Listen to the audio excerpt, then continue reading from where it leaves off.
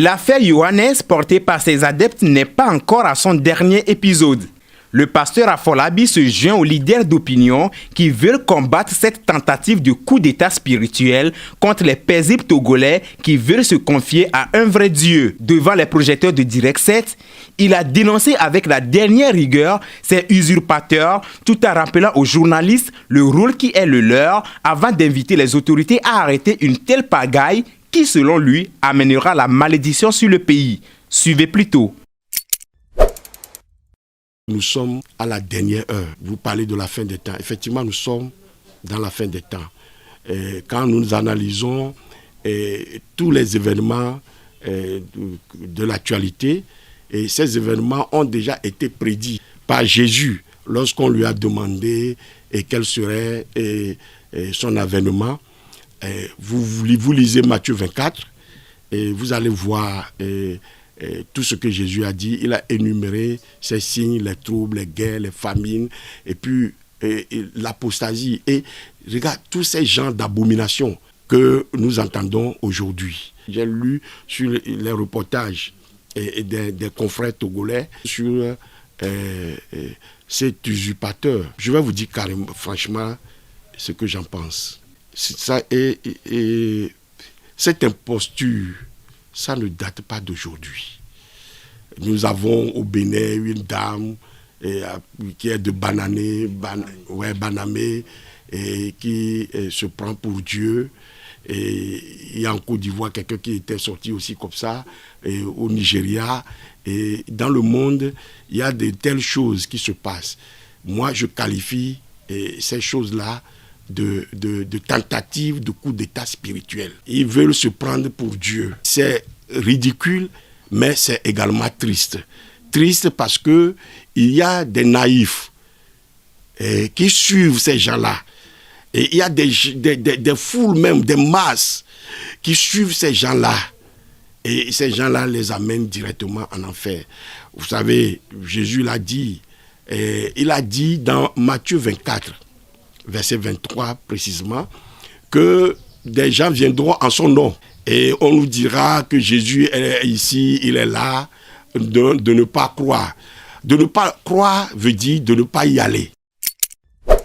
Je vais encore vous lire cette déclaration de Jésus lui-même concernant ces usurpateurs, cette supercherie que nous assistons, ces vendeurs d'illusions. Dans Matthieu 24, verset 21, ici Jésus disait, verset 21, il dit « Car alors la détresse sera si grande qu'il n'y aura point eu de pareil depuis le commencement du monde jusqu'à présent et qu'il n'y en aura jamais. » Ça, c'est la grande tribulation.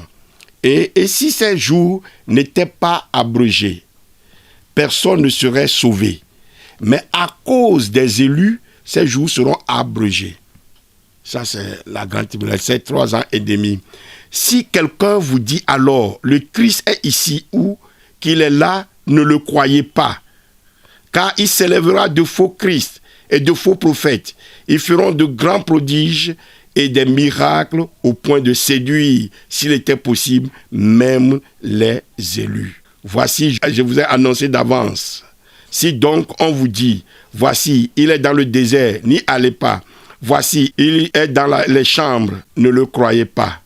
Car comme l'éclair part de l'Orient et se montre jusqu'en Occident, ainsi sera l'avènement du Fils de l'homme. En quelque lieu que ce soit, le cadavre, là, s'assemblera les vautours. Voilà la déclaration de Jésus lui-même. Il dit qu'il y aura beaucoup de faux Christ qui vont venir. Je suis chrétien, avant tout un disciple de Jésus. Au-delà de tout ça, je suis ambassadeur de Christ.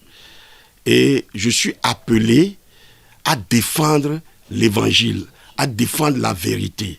Donc, depuis que vous me connaissez, j'ai toujours œuvré pour la défense de la vérité de l'évangile. On ne peut pas nous présenter encore aujourd'hui un autre nom. C'est au nom de Jésus que tout le monde sera sauvé. Pas en aucun autre nom. Il n'existe sous le soleil, sous le ciel, aucun autre nom par lequel nous devons être sauvés. Et les disciples l'ont bien précisé dans les Actes des Apôtres.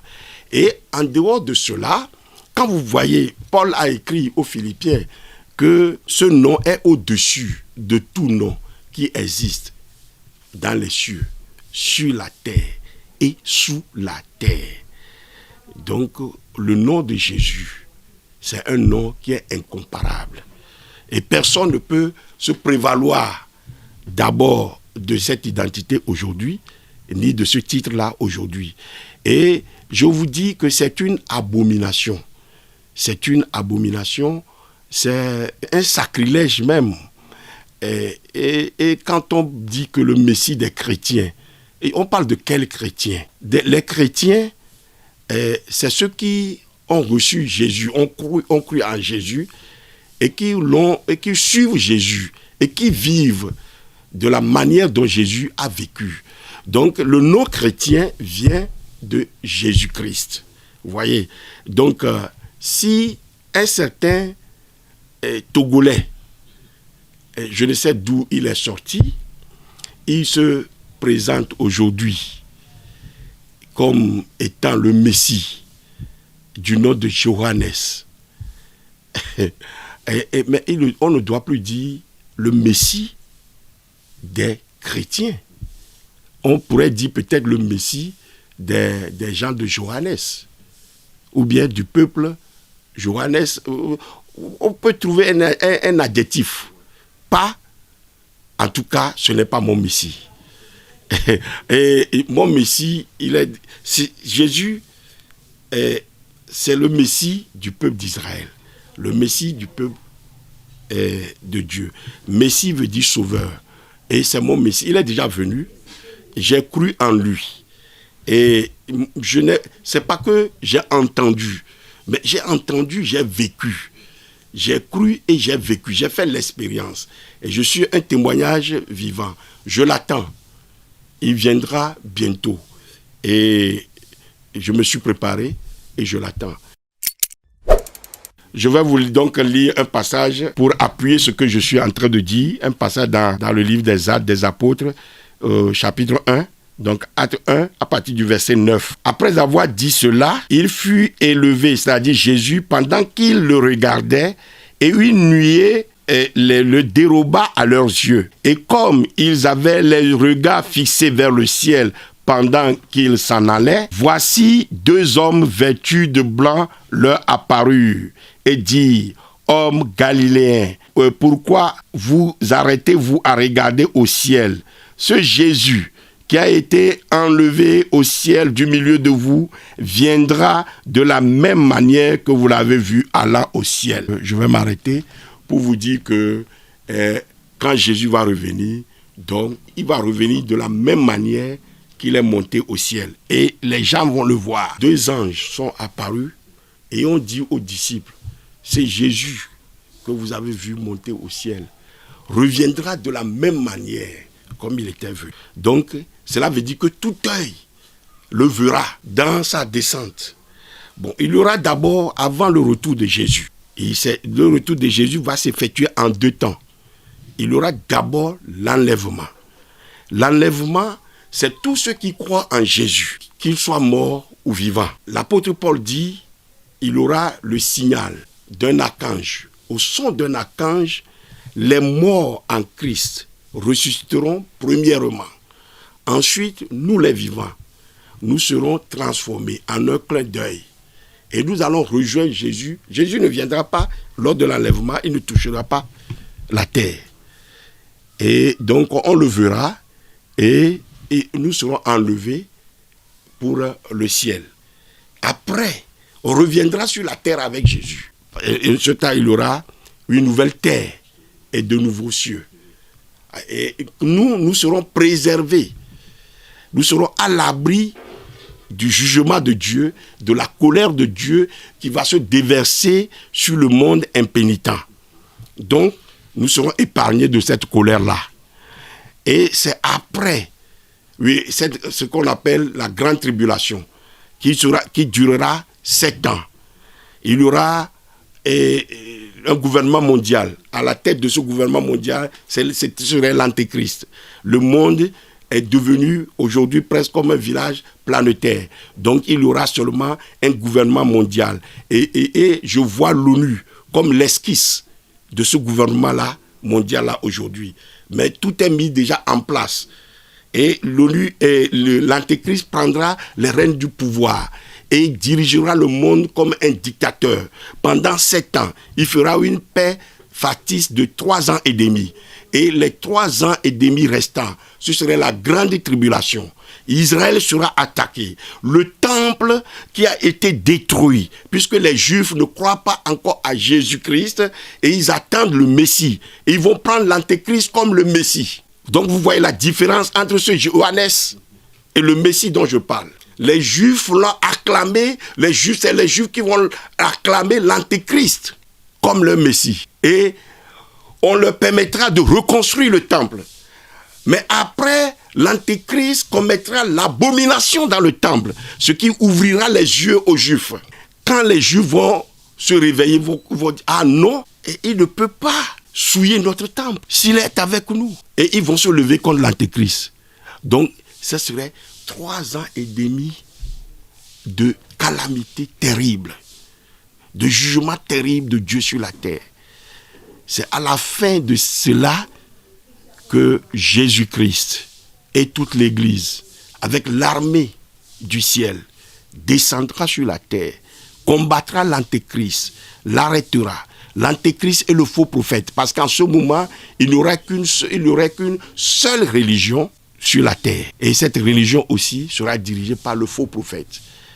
Il sera arrêté avec l'Antéchrist. Et Jésus va rétablir la paix, la vraie paix qui vient de Dieu sur la terre, et il y aura le millénium. Ça dit que le royaume de Dieu qui durera pendant 1000 ans.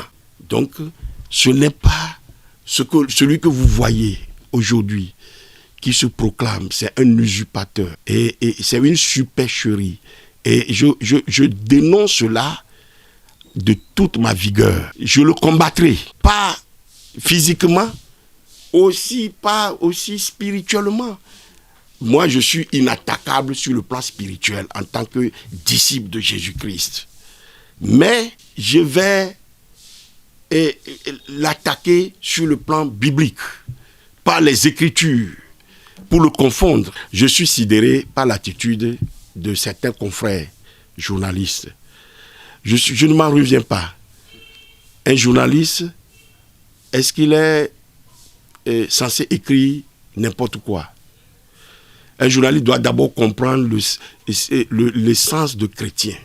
D'abord, avant de dire que le Messie des chrétiens est descendu au Togo. On n'a même pas mis cela au conditionnel. C'est une affirmation gratuite. Et je déplore cette attitude-là. Et franchement, je ne sais pas ce qui se passe dans la corporation. Et il y a beaucoup qui sont là, peut-être pour leur ventre. Et quand on leur glisse quelque chose, ils sont en train, ils appuient la personne. Ils soutiennent la personne. Même dans le mal, ils soutiennent la personne. Mais sur le plan spirituel, ils ne savent pas qu'ils attirent sur eux-mêmes la malédiction. Et il faut le dire franchement, ils attirent sur eux la malédiction. Parce que, vous savez, quand j'ai parlé de coup d'état spirituel, il y a eu cette tentative de coup d'état spirituel déjà au ciel par l'archange appelé Lucifer, devenu Satan, le diable, qui a voulu prendre la place de Dieu. Et c'est la même chose, la même entreprise que Johannes est en train de faire aujourd'hui. Et donc, il a été chassé du ciel. C'est pourquoi aujourd'hui, le monde est en souffrance, parce qu'il est descendu sur la terre. Et il a encore cette ambition-là de toujours être adoré à la place de Dieu. Et exactement, c'est ce que Johannes est en train de faire. Et il est en train de lutter contre Dieu. Et il sera combattu par Dieu. Et tous ceux qui vont le suivre, parce que quand l'archange Lucifer aussi s'est rebellé au ciel, il y a une multitude d'anges qui sont rebellés, qui l'ont suivi. et on les a précipités sur la terre. Donc tous ceux qui sont aussi confrères et qui soutiennent ce monsieur et qui l'adoubent aujourd'hui, le présentent au public pour que le public le suive, mais ils seront sous la colère de Dieu. C'est pour cela que je dis qu'ils attirent sur eux la malédiction. Et en plus, si les autorités qui sont nos dirigeants, qui conduisent ce pays, laissent faire, permettez-moi de leur dire qu'elles aussi attirent la malédiction de Dieu sur cette nation. Le Père de cette nation, ou bien de toute nation, c'est Dieu. Et je ne cesse de le dire, nous avons reconnu Dieu comme étant l'autorité suprême du Togo dans notre constitution. Et la constitution de 92 l'a dit, celle qui a été modifiée également a repris cela.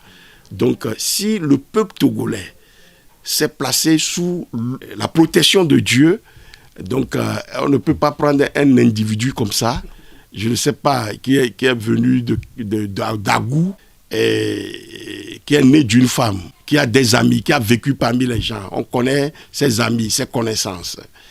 Et qui, de temps en temps, traverse la frontière pour aller à Tema et revenir et dire qu'il est Jésus-Christ et il se donne pour nom aujourd'hui, Johannes, et qu'il ne faut plus rien faire au nom de Jésus. Et si les autorités lui permettent de continuer, ce serait une malédiction pour le pays. Prenons quelqu'un qui prend un crâne humain, un squelette humain, et qui dit c'est son Dieu, et qui peut le brandir publiquement. Les autorités vont se taire parce que nous sommes dans un pays laïque. Pourquoi donc il ne peut pas agir aussi là contre ce monsieur? Donc, c'est pas que nous sommes dans un état laïque et où on permettra à tout le monde de faire n'importe quoi, d'introduire n'importe quelle croyance. Il faut que les pays, le peuple soit protégé. Je remercie le Seigneur pour votre vie et pour ce temps que nous avons passé ensemble. Et je crois aussi que ce que je viens de dire éclairera plus d'un. Et beaucoup sauront que cet imposteur ne doit pas plus continuer à se prendre pour le Messie au Togo.